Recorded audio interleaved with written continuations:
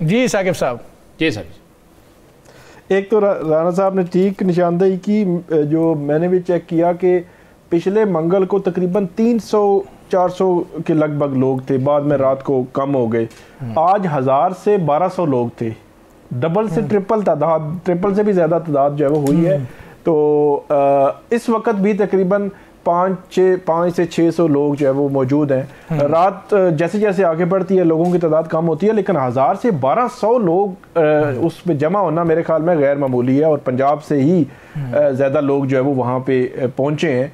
और अब जो है वो एक तवील धरना होगा, लेकिन पिछली मंगल को जो रात को 2 बजे वाटर कैनन का इस्तेमाल किया गया था, अल्टीमेटली हुकूमत का बयानिया वाटर कैनन के इस्तेमाल से उस पर जो है वो तनकीद ही होगी, हुकूमत का बयानिया नहीं चल सकेगा। उसकी वजह यह है कि अगर वो एक जो सड़क है उसके साइड पे बैठे हुए हैं, किसी को कोई मसला नहीं है, गाड़ियां आ रही हैं जा रही हैं, कोई रुकावट नहीं है किसी सतह की, तो मेरा ख्याल है पुरअमन बैठे हुए हैं, कुछ कह भी नहीं रहे, तो फिर उनको अकोमोडेट हुकूमत को करना चाहिए कि पुरअमन जो है वो एहतजाज कर रहे हैं। जहाँ तक आप बात कर रहे हैं सियासी बात की, एक चीज़ बड़ी क्लियर है कि इससे पहले भी हुकूमत ये कहती रही है, उनको ऑब्जेक्शनेबल जो कमेंट्स हैं उन पे है, बाकी सियासी बात वो करें। अब इमरान खान साहब अगर हाल वाल पूछ के आगे बढ़ेंगे तो फिर 30 मिनट क्या बात करेंगे, तो अल्टीमेटली वो पार्टी के हेड है, उन्होंने कोई ना कोई बात तो करनी है,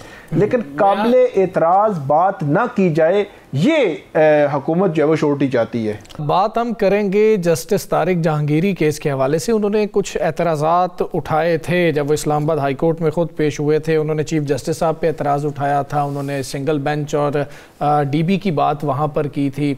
उस हवाले से उनके तमाम एतराज़ात जो हैं वो मुस्तरद कर दिए गए हैं। साकिब साहब, ये केस किस तरफ जाता हुआ आपको नज़र आ रहा है? जहांगीरी साहब ने तो एतराज़ किया, लेकिन यही कहा गया कि जी कि हमारे पास अदालती नज़ीरें मौजूद हैं कि अगर एतराज़ उठाया जाता है और उसकी कोई कानूनी हैसियत नहीं है तो वो एतराज़ जो है वो काबिल कबूल नहीं होगा, और उनके एतराज़ात को कबूल नहीं किया गया है। एक तो जो इसमें पेशरफ्त है उस पर बात करते हैं, लेकिन उससे कबल जो तहरीरी ऑर्डर आया है जो जस्टिस जहांगीरी डिग्री तनाज़ा केस का, इसमें एक तो जो चीफ जस्टिस सरफराज डोगर साहब का बेंच से अलग होने का इतराज़ मुस्तरद हुआ, फिर इसमें जो बेंच है सिंगल बेंच के बजाय उन्होंने का डिवीजन बेंच क्यों बनाया वो इतराज़ भी मुस्तरद हुआ। कराची यूनिवर्सिटी के जो रजिस्ट्रार हैं उनको भी बुला लिया गया, 18 दिसंबर को तारीख भी रख दी गई, और सारा जो है माहौल तैयार है। लेकिन इसमें पेशरफ्त अब ये हुई है, खबर ये है कि जस्टिस तारिक महमूद जहांगीरी जो है 9 और 12 दिसंबर की जो 2 समातें थी जिनमें ये केस काबिल समात करार दिया गया, नोटिस हुए और फर्दर जो है कार्रवाई हुई, इसको वफाकी आईनी अदालत में चैलेंज करने जा रहे हैं। इन जो समातों को, इन जो हाई कोर्ट में जो प्रोसीडिंग्स हो रही हैं, इनको वफाकी आईनी अदालत में चैलेंज करेंगे, एक। और दूसरा, उन्होंने अपनी जो कानूनी टीम है वो तश्कील दे दी है। कानूनी टीम एक जज की बड़ी अहमियत की आमल होती है, बड़ी वो उस पर बहस होती है। बैरिस्टर सलाहुद्दीन जो कराची से पाकिस्तान बार काउंसिल के अभी मेंबर भी बने हैं, बड़े एक्टिव हैं 26वीं 27वीं आईनी तरमीम के खिलाफ भी, वो इनकी टीम का हिस्सा होंगे। अकरम शेख साहब बड़े सीनियर तरीन वकला में उनका शुमार होता है, जो पुरानी जो वकला तहरीक थी उस वक्त भी, फिर उसके बाद भी नवाज शरीफ साहब के भी माजी में वो वकील रहे, वो भी इस टीम का हिस्सा होंगे। उज़ैर भंडारी वो भी सीनियर वकील हैं, वो भी इस टीम का हिस्सा होंगे। 3 बड़े वकला को उन्होंने हायर किया है जस्टिस तारिक महमूद जहांगीरी ने। तो अब वो केस वफाकी आईनी अदालत में भी लड़ेंगे और इस्लामाबाद हाई कोर्ट में अलग अलग जो है वो केस लड़ेंगे। अब ऐसे लगता है कि ये मामला अब वो जस्टिस काजी फाइज ईसा का जो केस था उसी केस की तरह अब जो है वो ये केस आगे बढ़ने जा रहा है और मुख्तलिफ फोरम्स पे हमें एक्टिव जो है वो नजर आएगा। वैसे अगर इस तरह का केस निकल आए साकिब साहब, तो फिर तो वैसे डिग्रियां चेक होनी नहीं चाहिए अगर ये वाकई जाली निकल आए।